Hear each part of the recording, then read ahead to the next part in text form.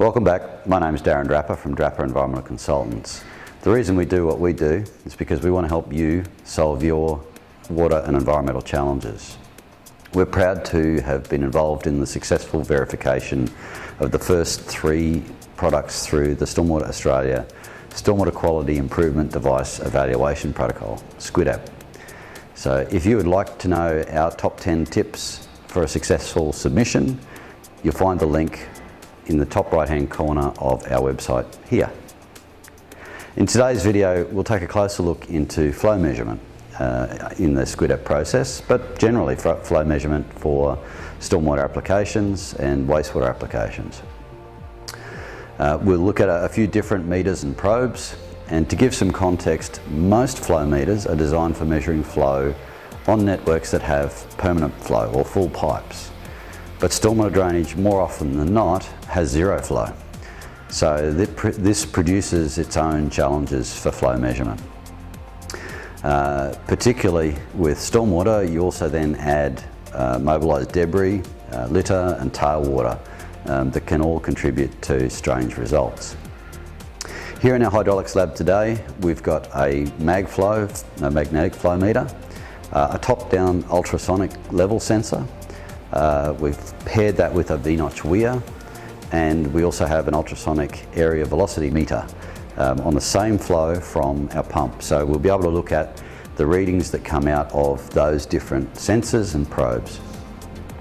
We'll run the pump at a couple of different flow rates to show the inaccuracy or the differences between those levels from the different systems. Keep in mind though that they all have a level of inaccuracy.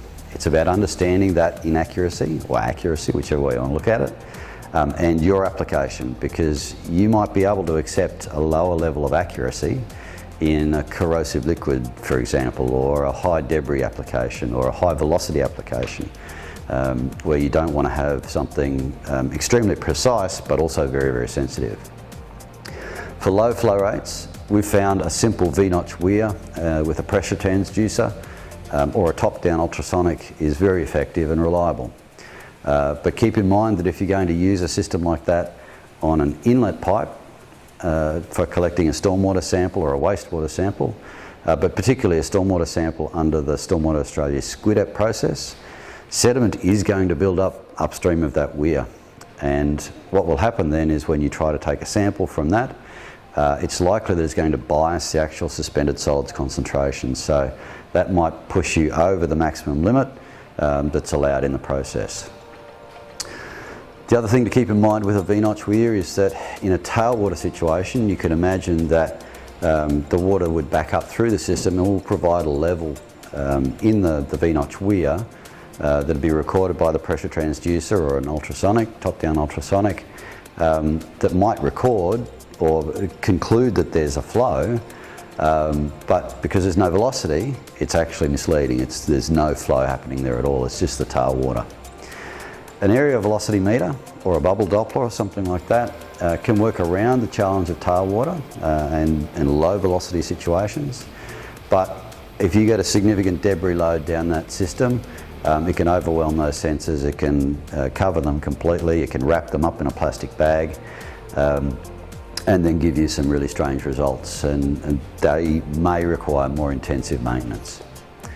In stormwater applications where the catchment responds quickly to rainfall patterns, it's also important to understand how those sensors and probes are recording that information, what their scan rate is, and whether they're applying any averaging. So are those peaks being averaged out and smoothed out? There's many different flow measurement options available, and we don't necessarily stick with one supplier. We draw from the supplier that has the sensor best suited to the application. We've shown you a handful today, but as I say, there's many more, and we recommend that you talk to all of them. We hope this helps you in your SQIDEP journey or your flow measurement applications. If you want more information on how Draper Environmental Consultants can help you with your projects, search for us at the web addresses shown on your screen. Thanks again.